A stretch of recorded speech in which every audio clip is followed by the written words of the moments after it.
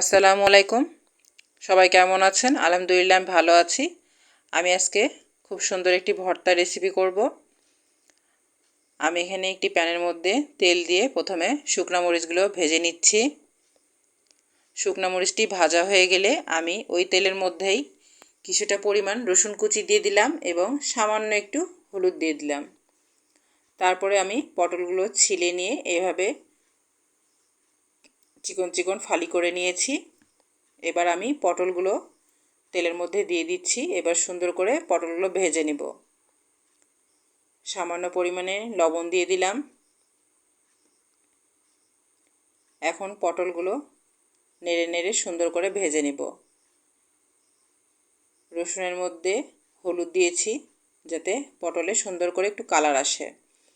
পটলগুলো লাল লাল করে ভেজে নিয়েছি। এখন পটলগুলো আমি তুলে নিচ্ছি।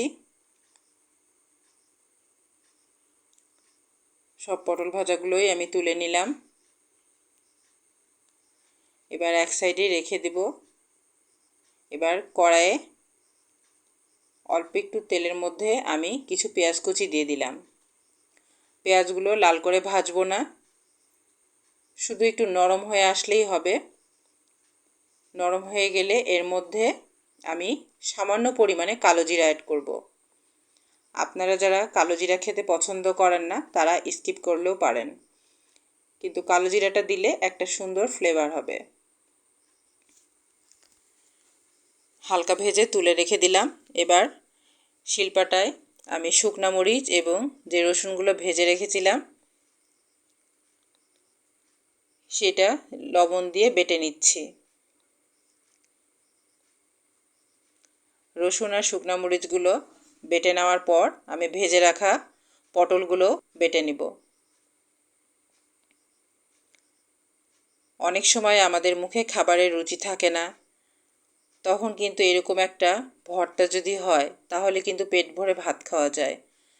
আমার সবগুলো পটল বেটে নেওয়া হয়েছে। এবার আমি যে পেঁয়াজ আর কালো জিরা ভেজে রেখেছিলাম, এবার সেই পটল বাটার মধ্যে এগুলো সব মাখিয়ে নিচ্ছি।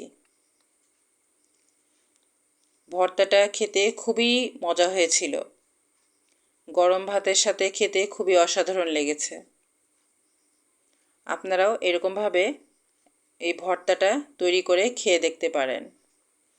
আর কেমন হয়েছে অবশ্যই কমেন্টের মাধ্যমে জানাবেন।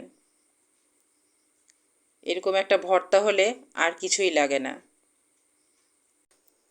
কাউকে না বলে দিলে বুঝতেই পারবে না যেটা পটলের ভর্তা। আমার বাসায় তো সেদিন সবাই খুব পছন্দ করে এই পটল ভর্তা দিয়ে ভাত খেয়েছে।